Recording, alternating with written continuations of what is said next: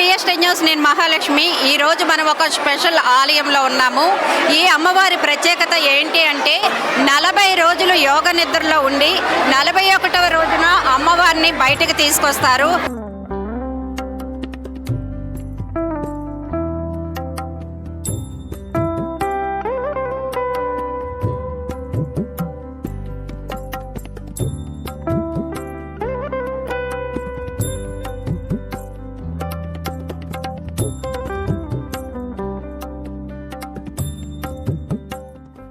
భువనేశ్వరి అమ్మవారి విగ్రహం ఎలా తయారయ్యిందో తెలుసుకుందాం. మహాబలిపురం శిల్పులకి భువనేశ్వరి అమ్మవారి విగ్రహాన్ని తీర్చిదిద్దే బాధ్యతలు అప్పజెప్పారు. విగ్రహం చెక్కేందుకు ఆలస్యం అవుతుందనుకున్న సమయంలో వారు 6 నెలలకే పూర్తి చేసి ఇచ్చారు. దాంతో ఆశ్చర్యపోయిన గురువుగారు ఇంత తొందరగా ఎలా చేశారని అడగ్గా, గోల్డెన్ టెంపుల్ లక్ష్మీ అమ్మవారి విగ్రహం చెక్కేందుకు ఆర్డర్ వచ్చిందని, కానీ బంగారం విగ్రహాన్ని పెడదామని వారు ఆలోచించి ఆ ఆర్డర్ని క్యాన్సిల్ చేశారన్నారు. దాంతో ఆ స్టోను వారి దగ్గర ఉండిపోయిందని, భువనేశ్వరి అమ్మవారు కూడా లక్ష్మీ స్వరూపమే కాబట్టి ఆ స్టోన్ని భువనేశ్వరి అమ్మవారిగా మలిచారని చెప్పారు. ఈ అమ్మవారు తాంత్రికమా సాత్వికమా అని అడగ్గా, ఈ అమ్మవారు సాత్వికమేనని గురువు ఓంకార ఋషిజీ ఇమంది రామచంద్రరావు చెప్పారు. అమ్మవారు ఎడమకాలు పైన వేసుకుంటే అది సాత్వికమని, కుడికాలు పైన వేసుకుని ఉంటే అది తాంత్రికమని వివరించారు.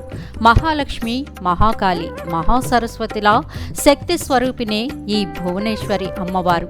విగ్రహం తయారు అయి వచ్చింది, కానీ అమ్మవారికి ఆలయం లేదు.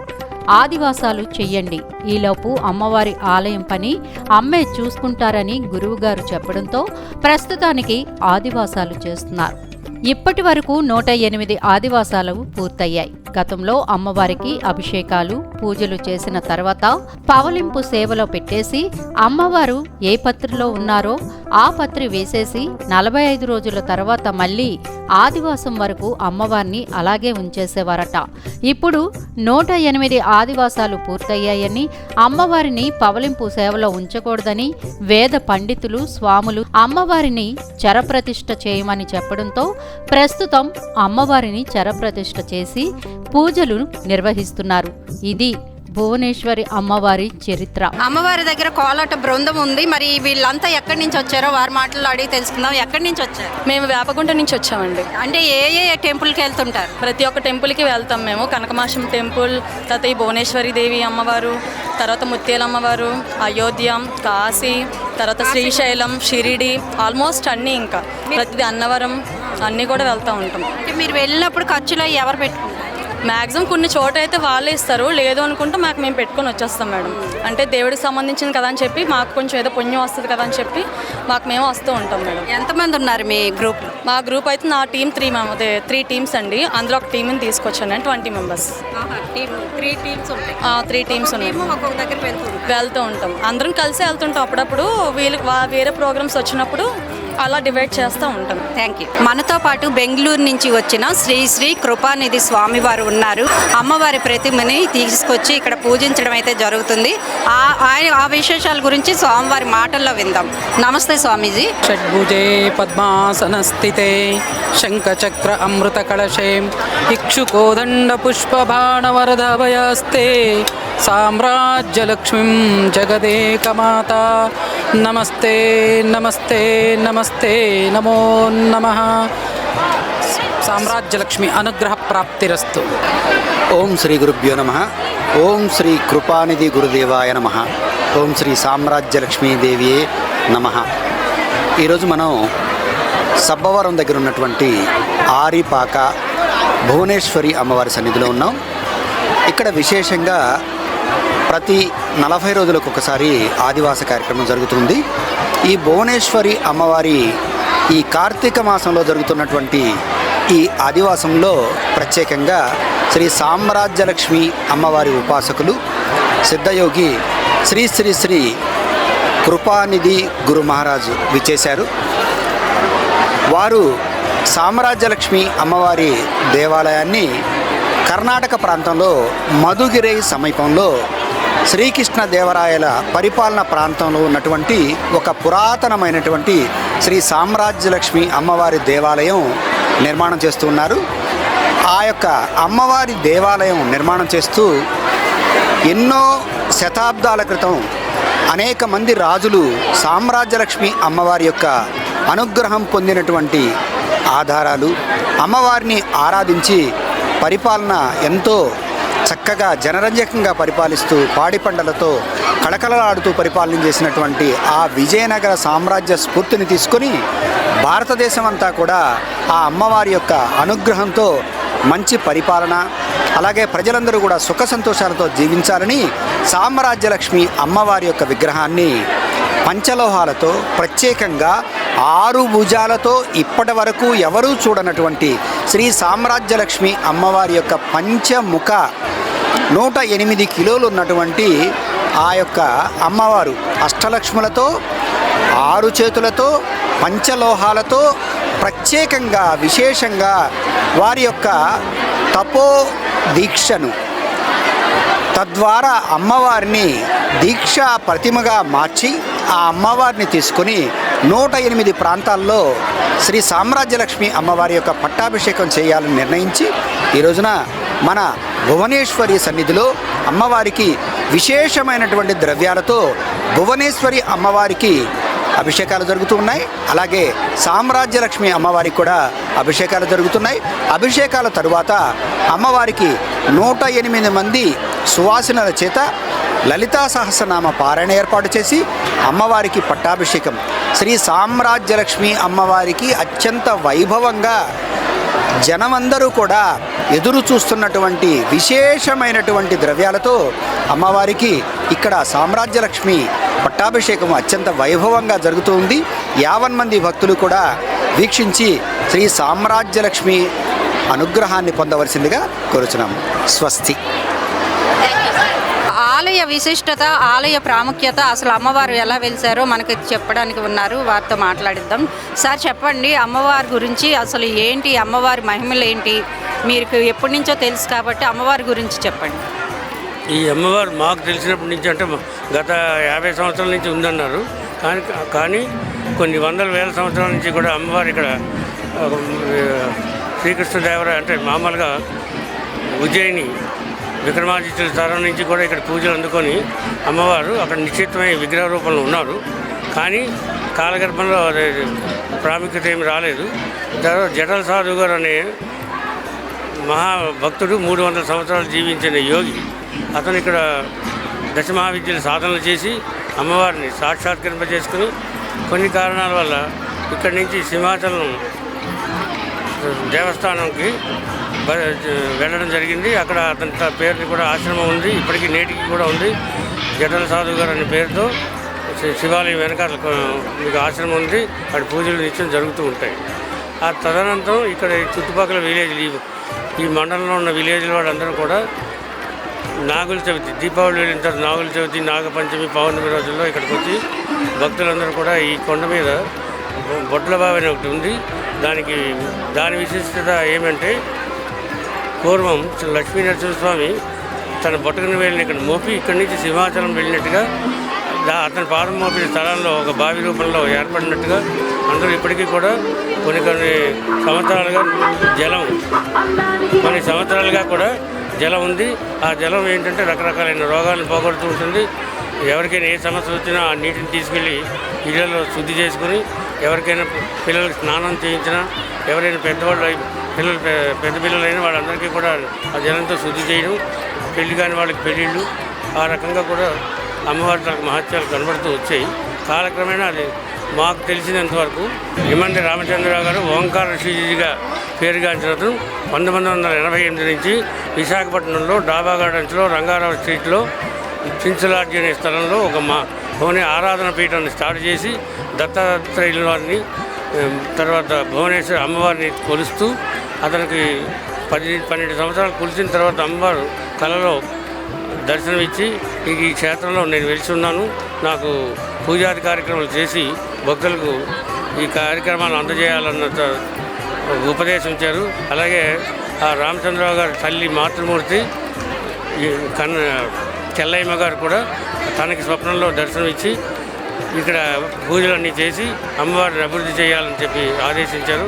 ఆ తర్వాత ఈ ప్రాంతాన్ని అంతటినీ కూడా వెతికి ఈ చుట్టుపక్కల గ్రామస్తుల ద్వారా ఇక్కడ ఒక క్షేత్రం ఉందని, ఇక్కడ పూజలు జరుగుతాయని తెలుసుకొని మేము కొన్ని సంవత్సరాల పాటు తిరిగి ఆ క్షేత్రాన్ని కనిపెట్టి అక్కడ ఒక తాటికమ్మలతో కుటీరాన్ని ఏర్పాటు చేసి అమ్మవారి శిలామూర్తిని అమ్మవారి తాలూకా మూర్తిని ప్లాస్టర్ ఆఫ్ ప్యారిస్ విగ్రహంగా పెట్టి అమ్మవారి ఫోటోను పెట్టి పూజలు 1998 మూలా నక్షత్రం దసరా నవరాత్రుల్లో ప్రారంభించి నేటికి కూడా నిరంతరంగా పూజలు అభిషేకాలు చేస్తూ చుట్టుపక్కల గ్రామాలందరికీ కూడా నవరాత్రుల్లో అన్నదాన కార్యక్రమాలు జరిపిస్తూ ప్రతి ఊరిలో చుట్టుపక్కల గ్రామస్తులందరికీ కూడా జరిపిస్తూ కొన్ని సంవత్సరాలుగా చేస్తూ వచ్చాం.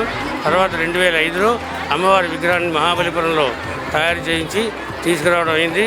అమ్మవారి తాలూకా మూర్తి వచ్చిన తర్వాత ఇక్కడ ఒక షెడ్ ఆర్సీసీ షెడ్ నిర్మించి ఆ షెడ్ నిర్మాణంలో అమ్మవారిని ఉంచి అధివాస కార్యక్రమాలు స్టార్ట్ చేసి 1996 నుంచి ఇప్పటి వరకు మీకు 108 పైగా అధివాసాలు అయ్యాయి. వివిధ రకాలైన పద్ధతులతో స్టార్ట్ చేయడం జరిగింది. తర్వాత ఆ కార్యక్రమాలు అన్నీ అవుతుండగా ఈ ఏరియా మాకు సెంట్రల్ గవర్నమెంట్ ఫారెస్ట్ డిపార్ట్మెంట్ అని తెలిసి, సెంట్రల్ రిజర్వ్ ఫారెస్ట్ అని తెలిసి అప్లై చేయడం, తర్వాత ప్రభుత్వం తాలూకా కార్యక్రమాలు చేస్తూ నెమ్మదిగా పని వెనకాల పని అవుతూ వస్తుంది. వాళ్ళు ఆటంక పరిచయాన్ని సాల్వ్ చేస్తూ ఈరోజు వరకు ఇంతవరకు అభివృద్ధి చేస్తున్నాం. కానీ ఈ అమ్మవారు భువనేశ్వరి అమ్మవారు మహాకాళి, మహాలక్ష్మి, మహాసరస్వతి త్రిశక్తి రూపిణి 3 శక్తుల రూపంగా మనం పూజించడానికి బదులు కేవలం భువనేశ్వరి పూజ చేసినా, అర్చన చేసినా, జపధ్యానాదులు చేసినా, సాధన చేసినా అమ్మవారు అనుగ్రహం మహాలక్ష్మి, మహాకాళి, మహాసరస్వతి తాలూకా వైభవం అంతటి కూడా ఆ సాధకులకి ఆవిడ ప్రసాదిస్తుంది. ఎవరైతే కష్ట నష్టాలతో సమస్య ఉంటారో, ఎవరైతే భోగభాగ్యాలను కావాలనుకుంటారో, అంటే కావాల్సిన భోగభాగ్యం అంటే మానవ జన్మ ఎత్తిన తర్వాత ప్రతి వారికి భోగం కావాలి, మోక్షం కావాలి, తర్వాత ప్రతి వారికి వాహనాలు కావాలి, ధనం ధాన్యం కావాలి, అలాగా విద్య అభివృద్ధులు అన్నీ కావాలి. కాబట్టి అన్ని రకాలైన అభివృద్ధులు కలగజేసే మహాలక్ష్మి ధనధాన్యాలు ప్రసాదిస్తుంది. మహాసరస్సు విద్యాబుద్ధులు విద్యాబుద్ధులను కలిగిస్తుంది. మహాకాళి వాళ్ళ తాలూకా రోగాలు, బాధలు, కోర్టులు, కేసులు, తగులు, తంటాలన్నింటినీ మార్పించి మానవుడిని ధన్యజీవిగా మారుస్తుంది. ఎవరైతే ఈ అమ్మవారి తాలూకా ఉపాసన కార్యక్రమాలు గురువుల ద్వారా తెలుసుకొని అమ్మవారిని దీక్ష 40 రోజులు మండల దీక్షలు చేస్తూ ఈ కార్యక్రమాన్ని చేయగలుగుతారో వాళ్ళకి అమ్మవారి తాలూకా దర్శనం కూడా వాళ్ళు చేసిన పీఠంలోనే వాళ్ళ ఇంటి దగ్గరే దర్శనం ఇచ్చే అమ్మవారు ఈవిడ సులభంగా చైత్రమాసంలో ఈ దేవత తాలూకా మంత్రజపం చేసిన అమ్మవారి తాలూకా అనుగ్రహం తొందరగా పొందడానికి అవకాశం ఉంటుంది. అందుచేత అమ్మవారి సేవ చేసిన వాళ్ళు ఊరకనే సమస్యలు లేకుండా వాళ్ళ భోగభాగ్యాలన్నీ తీర్చుకోవచ్చు. ఇది కేవలం ఒక బీజాక్షరంతోనే సాధించవచ్చు. మనం ఏ పూజలు చేసినా అమ్మవారిని మనస్ఫూర్తిగా, నిష్కళంకంగా, ఏ అక్కర్లేని కోరికలు కోరకుండా రుజువైన కోరికలు కోరుతూ సాధన చేసినట్టయితే అమ్మవారి అనుగ్రహం మన జీవితాంతం ఉంటుంది. ఆ తర్వాత అమ్మవారి అనుగ్రహం పొందిన తర్వాత కూడా అమ్మవారి సాధన చేస్తూ ఉంటే ఆవిడలో కలిసిపోయి జన్మ మరణాల నుంచి కూడా తప్పించుకునే అవకాశం భక్తులకు కలుగుతుందని మా ప్రభగారి విశ్వాసం. కలగడానికి కావాల్సిన ప్రయత్నాలన్నీ భక్తులు చేయవాలని మేము కోరుతున్నాం. Thank you sir. ఏం ఆకులు ఇవి? శంఖమాకులమ్మా. ఏ రాస్తున్నారు? ఏమ్మా, ఏదో మా సమస్య ఏదో ఉంటే అమ్మవారికి చెప్పుకుంటున్నాం అమ్మా. దీని మీద రాస్తే నెరవేరుతాయని నమ్మకమా? ఈ ఆకు మీద మా కోరిక రాసి అమ్మవారికి చెప్తే ఆ కోరిక నెరవేరుతుందని మేము విపరీతంగా బాగా నమ్ముతున్నామమ్మా. ఈ చుట్టుపక్కల ప్రాంతాల్లో ఉండే ప్రజలు కూడా ఎక్కువగా నమ్మి వాళ్ళ కోరికలు తీరాయని మాకు తెలిసి మేము గాజువాక నుంచి వచ్చాము. గాజువాక నుంచి అంటే ఇదే ఫస్ట్ టైమా రావడం? మా మిస్సెస్ వాళ్ళు వచ్చారమ్మా, నేనైతే ఫస్ట్ టైం. వాళ్ళైతే 2-3 సార్లు వచ్చారు. ఎన్నిసార్లు రాయాలి ఆకు మీద? ఒకసారేనా? ఈ వేళ అయితే ఒకసారే రాయాలమ్మా. ఈ నెక్స్ట్ ఆకు మళ్ళీ ఇప్పుడు చెప్తారు. ఆ ఆకుతో మళ్ళీ నెక్స్ట్ 41 రోజు తర్వాత ఓపెన్ చేస్తారు, అప్పుడు రావాలి. మీరందరూ కూడా రాస్తారా? రాస్తున్నాం మేడం. ఏవో కోరికలు కోరుకుంటే ఏదో ఒకటి నెరవేరితే మళ్ళీ వస్తారు. మళ్ళీ కంపల్సరీ. గత 5-6 సంవత్సరాల నుంచి 5-6 సంవత్సరాల నుంచి వస్తుంది. కాదండి, మాది మాడుగుల పక్కన కోడూరు. ఆకుల మీద మనం కోరుకున్న కోరికలన్నీ రాసి వేస్తే అమ్మవారు నెరవేరుస్తుందని మేము అందరూ నమ్మకం ఉంటుంది. లేదండి, 4-5 టైమ్స్ వచ్చాము. ఆనందపురం అండి. భీమిలి ఆనందపురం నుంచి వచ్చాము. బాబు గారు, ఇది ఆంధ్రప్రదేశ్, మాది ఒడిశా. ఇక్కడికి వచ్చి 8 సంవత్సరం అయింది. 8 సంవత్సరాలు అమ్మ అందరికీ ఏది మనం ఇష్టం చేస్తే అమ్మ మనగమన తీరుతున్నాయి. ఏటి సంతానం అంటే సంతానం, ఇల్లు అంటే ఇల్లు, కోర్టు పని, మెడికల్ పని, ఏ పని అయితే కూడా అమ్మకి నమ్ముకుంటే అమ్మ తప్పకుండా తీరుతున్నామని ప్రతి మనిషికి ఇక్కడే అది నమ్మకం ఉందామని మనిషి పరిగెట్టి వస్తున్నారు. ఇది భువనేశ్వరి అమ్మ దశ మహావిద్యాలయంలో 4 నంబర్లో ఉన్నారు. ఇది మణిదీపం అంటే ఇక్కడ లేదండి. బైకుంఠపురంలో ఉన్నారు విష్ణు, కైలాసపురంలో ఉన్నారు మహాదేవుడు, ఇంకో మీదే ఉన్నారు. ఇది మణిదీపంలో భువనేశ్వరి. ఆయనది 32 బొడిగాడు భువనేశ్వరి అమ్మకి. ఈ మహాన ప్రత్యేక దేవి, సంత స్వరూపిణి, బల్య స్వరూపిణి, మమతామయ్యి, స్నేహమయ్యి, మత్సల్యమయ్యి ఈ భువనేశ్వరి అమ్మ. ఏది అనుకుంటే పని తప్పకుండా అవుతాయమని ఇక్కడ నమ్మకం. ఈ మణిపుర వాసిని ఈ పేరు మధ్య సపవరం మండలం, మణిపుర గ్రామం ఇది. ఇక్కడ భువనేశ్వరి అమ్మ ఇక్కడ ఉంది, పూజ అవుతున్నాయి.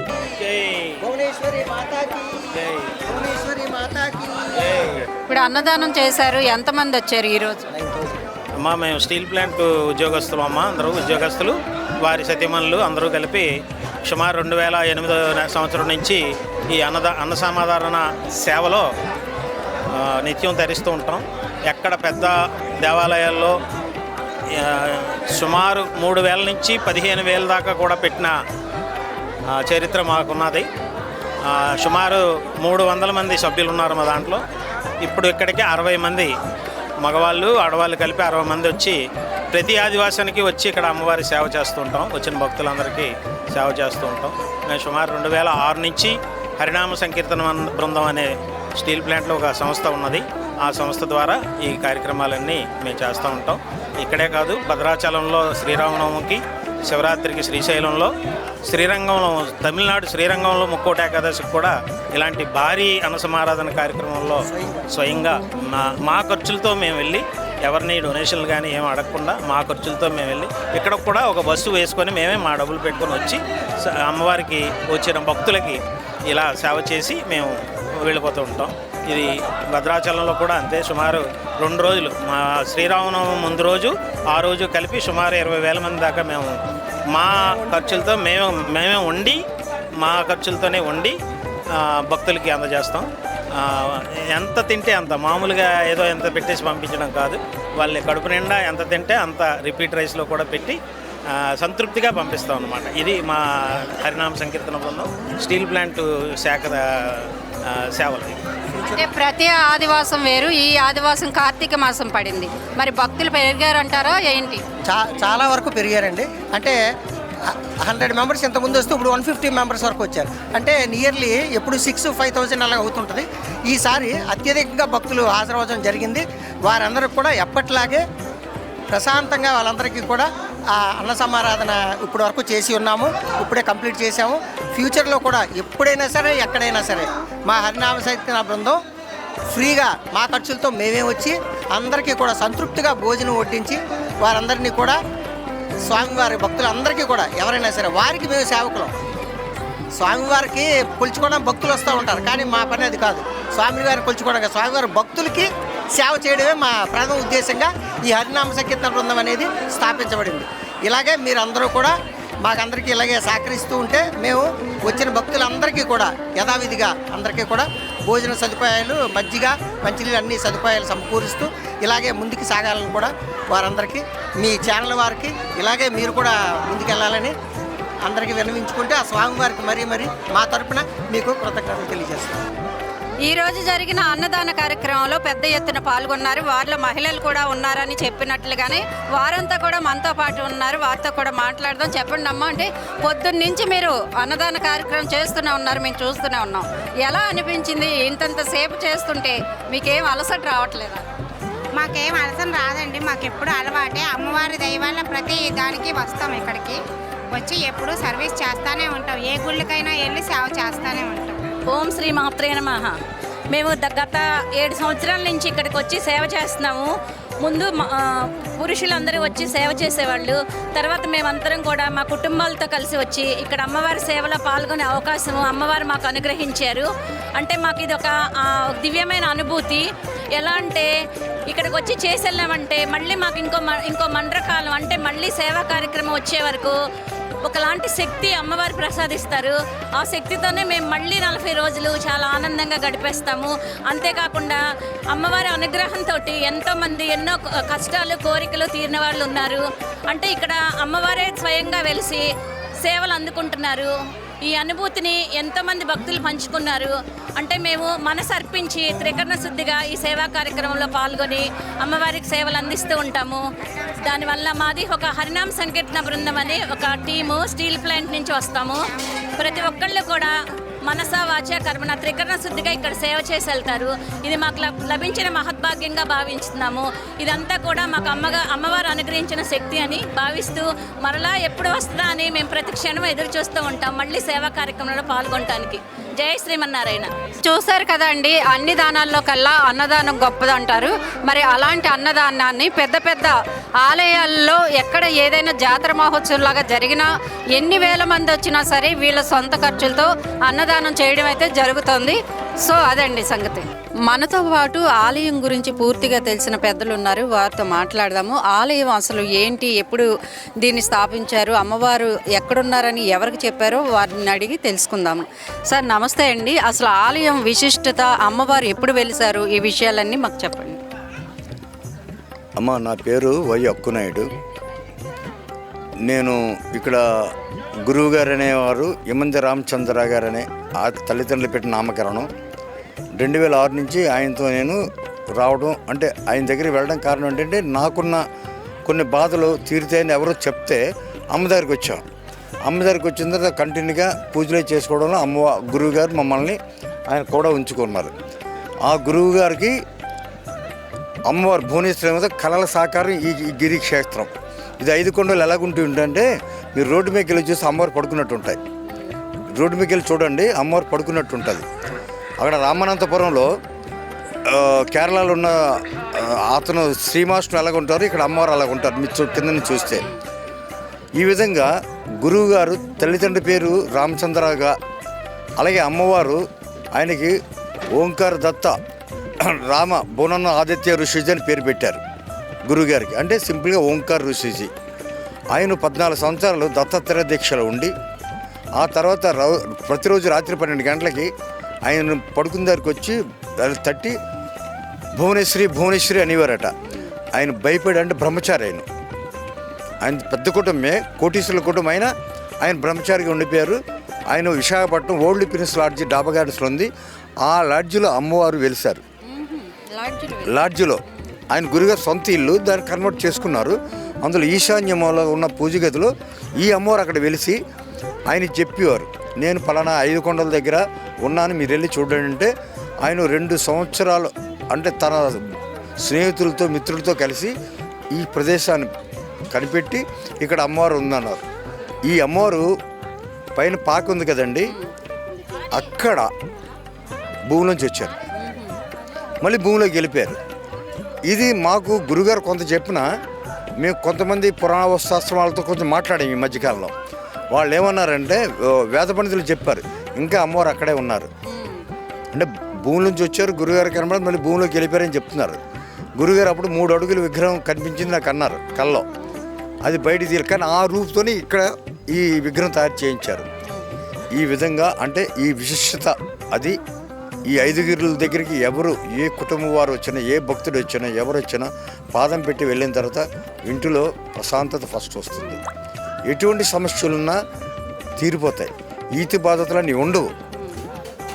ఇప్పుడు కూడా అమ్మ తన బిడ్డల్ని వాడు తప్పు చేసినా క్షమిస్తుంది ఈ తల్లి. ఆ గుణం ఏంటో తెలీదు, ఈ అమ్మవారు క్షమించేస్తుంది వెంటనే. అంటే నాకు ఒక డౌట్ వచ్చింది, పైన వెలిసారు కదా అమ్మవారు, మరి పైన ఎందుకు పూజలు చేయట్లేదు, అమ్మవారిని కింద ఎందుకు పూజలు? పైన ఆల్రెడీ జరుగుతున్నాయి. ఇక్కడ జనాలు ఎక్కువ మంది అక్కడ వెళ్ళండి. ఇక్కడ ఏంటంటే ఉత్సవ విగ్రహం పెట్టి మళ్ళీ అమ్మవారు గురుగారు చేసినవి పెట్టి ఇక్కడ చేస్తాం. రెండో కారణం మీరు అడిగింది ఏంటంటే గవర్నమెంట్ పర్మిషన్ ఇవ్వట్లేదు, గుడి కట్టాలి. ఈ విగ్రహాన్ని గుడి కట్టి అక్కడ పెడదామని అనుకుంటున్నాం. అంటే యాక్చువల్గా పైన బొడ్లబావి అని ఉంది పైన, అది లక్ష్మీ నరసింహస్వామి ఇక్కడ పాదం పెట్టారు, కుడి పాదం. ఆ బొట్ట మేలు పడి ఆ బండ గన్నం పడి గన్నంలో పసుపు నీళ్ళు వస్తారు 365 రోజులు. రెండో కాల సంవత్సరంలో పెట్టడం వల్ల అక్కడ సంవత్సరాల క్షేత్రంలో లక్ష్మీ నరసింహ వెళ్ళిపోయారు. కానీ ఇది లక్ష్మీ నరసింహస్వామి క్షేత్రం, శివుడు ఇక్కడ ఉన్నారు.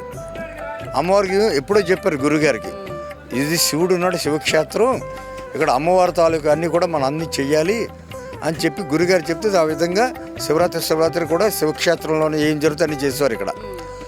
ఆ విధంగా చేసిన తర్వాత అమ్మవారికి ఇక్కడ నిలబెట్టడానికి మనకి ఇంకా పర్మిషన్ రావట్లా, గవర్నమెంట్ పర్మిషన్ ఇవ్వట్లేదు. కారణం ఏంటంటే ఇది ఫారెస్ట్ ల్యాండ్, కింద ఆర్సీసీ రోడ్డు ఉన్నంత వరకు గురుగారి స్థలం, అంతవరకు అన్నీ చేశారు. ఇక్కడ చేయడానికి మనకు కొన్ని ఇబ్బందులు, అంటే ప్రభుత్వ పరంగా ఇబ్బందులు ఉన్నాయి.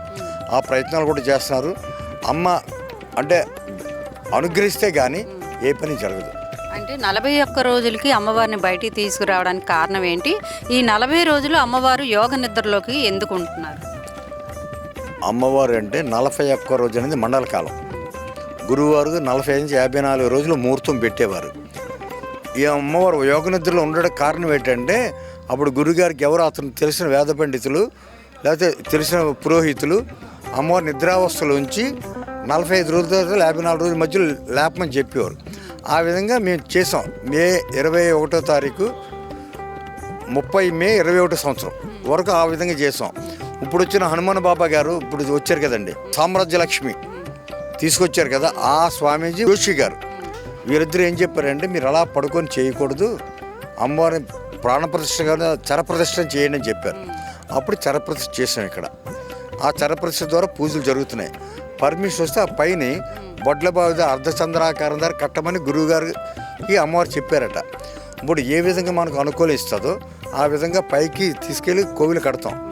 ఆ గుడి కట్టిన తర్వాత మనకి ఏ విషయం తెలుస్తుంది. కానీ ప్రభుత్వం నుంచి ఇంతవరకు మనకి ఫైల్ మూవ్ అవుతున్న అనుమతులు రాలా, అది వస్తే వెంటనే జరుగుతుంది. అంటే మీరు ఏ ప్రభుత్వాన్ని అడిగారు? గత ప్రభుత్వం, అన్ని ప్రభుత్వం 2008 నుంచి ఇంతవరకు లెటర్స్ రాస్తూనే ఉన్నాము. వాళ్ళు ఇదిగో అదిగో అంటున్నారు, వాళ్ళు ఇవ్వాల్సిన లెటర్స్ వాళ్ళు మనకి ఇస్తున్నారు, దానికి మళ్ళీ మనం రిప్లై ఇస్తున్నాం. కానీ ఇంతవరకు ఫైనలైజ్ కాలేదు. అది ఎప్పుడు వస్తే అప్పుడు గుడి నిర్మాణం జరుగుతుంది. దాని గురుగారు దాని ప్లాన్ కూడా అంటే ఎదర హనుమంతుడు, గరుకుమంతుడు, కుమారస్వామి, వినాయకుడు, లక్ష్మీ పార్వతి, సెంటర్లో భువనేశ్వరి మాత ఇవన్నీ కూడా ప్లాన్ వేసేసారు. సబ్మిట్ కూడా అయిపోయింది. అంటే waiting for approval from the government, state or as well as central, దానికోసం చూస్తున్నాం. కానీ ఇదంతా అయినా ఈ రోజు వరకు ఇక్కడ గుడి అనేది లేకుండా ఇది క్షేత్రంగా ఎలాగైతుందంటే అమ్మవారి మహేశ్వరం. మీరు ఎక్కడైనా గుడి అని ఉండాలి, సింహాచల క్షేత్రం, అన్నవర క్షేత్రం, తిరుపతి క్షేత్రం అంటారు. ఇక్కడ ఏమీ లేదు. ఇన్ని వేల మంది భక్తులు మీకు వస్తున్నారు. మేము నోటంటే ఒకరికి ఇద్దరికో చెప్తాం, వాళ్ళు 10 మంది చెప్తారు. టీవీ అడ్వర్టైజ్మెంట్ కానీ రోడ్డు మీద ఆటో పెట్టి వీధులు తిప్పం, ఎవరికి చెప్పం. ఒకవేళ మా పాంప్లెట్ వాళ్ళు తీసుకున్నారు, అది చూస్తారు భక్తులు, వాళ్ళు ఒక 10 మంది తీసుకుని ఇంకో 10 మంది చెప్తారు. ఆ విధంగా ఇక్కడ రావడం కారణం ఏంటంటే అనేక మంది నాకు చెప్పారు, అమ్మవారికి అనుకొని అమ్మ నాకు ఇల్లు లేదు, పేరుతో సహా చెప్తాను. ఒక కానిస్టేబుల్ భార్య నిర్మల, ఆవిడ ఆగస్టులో వచ్చి అడిగిందట, తర్వాత నాకు ఫోన్ చేసింది, సెప్టెంబర్లో ఇల్లు కొనుక్కున్నారట. అలాగే పిల్లలు లేని వాళ్ళు, పెళ్లి కాని వాళ్ళు, కోర్టు తగాదాలు, అన్నమత తగాదాలు, అక్కచెల్లెలు ఇవన్నీ కూడా ఇక్కడికి వచ్చినా సెటిల్ అయిపోతుంటాయి. అంటే దీనికి మహత్తరమైన కారణం గురువుగారు ఉండేవారు, మాకు అన్నీ చేసి చెప్పేవారు. అట్లాగే ఇక్కడ ఆకు మీద మనం రాయడం అనేది విశిష్టత 5000 సంవత్సరాల క్రితం పురాణాల్లో ఉంది. అది ఆ ఆకు మీద మన కోరికను రాయడం, లేకపోతే మనకి ఈతి బాధలు దాన్ని రాసి అమ్మవారు సబ్మిట్ చేయడం అనేది 5000 సంవత్సరాల క్రితం పురాణాల్లో ఉంది. అది అమ్మవారు గురుగారు చెప్పి ఉంటారు. అది ఇక్కడ కంటిన్యూ అవుతుంది. మీరు ఏ క్షేత్రంకి వెళ్ళండి, ఎక్కడ ఉండదు. అది ఆకు మీద మన తాలూకా కోరికలు రాయడం అనేది మీరు ఎక్కడ ఇండియా మొత్తం ఇది ఏ గుడికి వెళ్ళినా ఉండదు. అది వెంటనే తీరిపోతుంది. అంచేత ఏంటంటే ఆ తల్లిదండ్రులకి మంచి గురువు గారు అంటే వాళ్ళ బిడ్డడు మా గురువు గారు ఓంకార్ దత్త రామ ఆనంద ఋషిజీ గారు, అమ్మవారు పెట్టిన పేరు. ఆయన ఈ ప్రజల కోసం, సకల భక్తుల కోసం పుట్టారు అనుకుంటాం. ఆయన ఏ పూజ చేసినా అంత సక్సెస్ అయ్యేది. అమ్మ దగ్గరికి వచ్చినా తిరిగిలేదు సక్సెస్ ఎవరికైనా. ఈ విధంగా మీరు 10 మందికి కూడా చెప్పి చేయండి. ఓం హ్రీం శ్రీం క్లీం భువనేశ్వరాయ నమః. ఓం హ్రీం శ్రీం క్లీం భువనేశ్వరాయ నమః. ఓం హ్రీం శ్రీం క్లీం భువనేశ్వరాయ నమః. సకలందరికీ కూడా అష్టైశ్వర్యం కలగాలని అమ్మవారి పాదాలు పట్టుకొని చెప్తున్నాం. ఇది అడవి ప్రాంతం లాగా అనిపిస్తుంది. ఏవైనా జంతువులు అంటే పాములు అలాంటివి తిరుగుతుంటాయి ఈ ఏరియాలో కూడా. దానికి ఎలా మెయింటైన్ చేస్తాం? ఇక్కడ అంటే గతంలో 2 సార్లు ఇక్కడే పాములు చూశాను ఆ మెస్ దగ్గర. కానీ ఒకసారి దగ్గర 14 మంది ఎమ్మెల్యేలు, ఒక 2 మినిస్టర్లు, గీతం యూనివర్సిటీ ప్రొఫెసర్ ఆనందరావు గారు పూజ చేస్తున్నారు. 20,000 మంది భక్తులు వచ్చారు. ఆ రోజు అదే షెడ్ మీద 7 అడుగుల పాము మటన్ వేసి కూర్చుంది 11:30కి. సాయంత్రం 7:30కి హారతి ఇచ్చిన తర్వాత వెళ్ళిపోయింది. అలాగే రెండోసారి ఒక పూజ జరుగుతుంటే ఆ మెస్ దగ్గర ఒక పాము ఇలాగుంది, బ్లూ కలర్ లాగా ఉంది, మూతి ఎర్రగా ఉంది.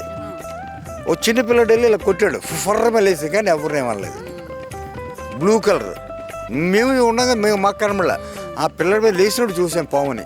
దసరా ఉత్సవాలకు యాక్చువల్గా పైన చేయవలసింది, కింద మేము పీఠం అంతా కింద తీసుకొచ్చి కింద అప్పుడు అమ్మవారు వెనకాల పీఠం పెట్టాం. మెస్ మీద మేము జస్ట్ 1 ఫీట్లోనే మేము కూర్చొని పూజ చేసాం. అయినా పాము అయితే ఎవరిని ఏమీ చేయలేదు. వచ్చి చాలామంది కుంకుమ వేశారు. ఈవినింగ్ ఆ వేళ పూజ ఏంటంటే దసరా ఉత్సవాల్లో నేనే చేశాను. ఈవినింగ్ ఆరతి ఇస్తున్నప్పుడు కరెక్ట్గా నేను ఆరతి ఇచ్చి టైంకి కింద అయిపోయింది అనుకుని మొత్తం మార్నింగ్ 8 o'clock స్టార్ట్ అయింది. ఈవినింగ్ 6:30కి పాము అమ్మవారి రూపంలో ఉన్న పాము వెళ్ళటం స్టార్ట్ అయింది. అలా ఆరతి ఇచ్చి లాస్ట్ ఆరతి క్లోజింగ్ సెరమనీ ఇచ్చినప్పుడు. ఇక్కడ ప్రతి మీరు అడిగింది అడివే, కానీ ఇక్కడ అడవి పందులు వస్తాయి, ఎవరినేమన్నా. ఇక్కడ జలపాతాలు లేవు, ఇది పొలాలు లేవు, ఇక్కడ అటవీకులు ఎవరు లేరు. దీని మీద గవర్నమెంట్ కూడా ఏమీ లేవు, దీనికి పర్మిషన్ ఇవ్వచ్చు అని చెప్పారు కానీ ఇవ్వట్లేదు ఇంతవరకు. కారణం ఏంటో మీకు తెలీదు, వాళ్ళే చెప్పాలి అధికారులే. ఇక్కడ అడవే కానీ అడవి కాదండి, ఇక్కడ ఏ జంతువు లేదు. వస్తే పాములు మామూలుగా వస్తాయి. మేము ఎంఈపీగా ఉన్నాం, వారం 2-3 సార్లు చూస్తాం. అక్కడ అన్ని బిల్డింగుల దగ్గర వారం 2-3 సార్లు పాములు చూస్తాం. అంచేత ఇక్కడ అది పెద్ద విశేషంగా ఇంతవరకు మేము అంత చోళ్ళు వచ్చినా అవి కూడా అమ్మవారి దగ్గర ఉండి వెళ్ళిపోతుంటాయి, ఎవరిని ఏమనం. అది సో ఇవండి భువనేశ్వరి మాతావి విశేషాలు. ఇది అటవీ ప్రాంతమే కానీ ఇక్కడ గిరిజనులు కానీ ఇది ఎవరికి సంబంధించిన గిరిజనుల ప్రభుత్వం కాదు. అలాగే ఇక్కడ అమ్మవారు ఎంతో మహిమ కలగడంతో భక్తులు కూడా ఎక్కువగా వస్తున్నారు. మరి గవర్నమెంట్ వాళ్ళు వీళ్ళు పెట్టిన ప్రపోజల్ని ఓకే చేస్తే ఒక మంచి ఆలయ నిర్మాణం అయితే పూర్తవుతుందని వారు చెప్తున్నారు. సో చూద్దాము, మరి ఈ మాట గవర్నమెంట్ వారి వరకు వెళ్తుందని మేము కూడా ఆశిస్తున్నాము. ఇలాంటి మంచి మంచి వివరాలు వార్తలతో మీ ముందుకు వస్తూ ఉంటాము. చూస్తూనే ఉండండి VST న్యూస్. కెమెరామెన్ సుభాష్తో మహాలక్ష్మి.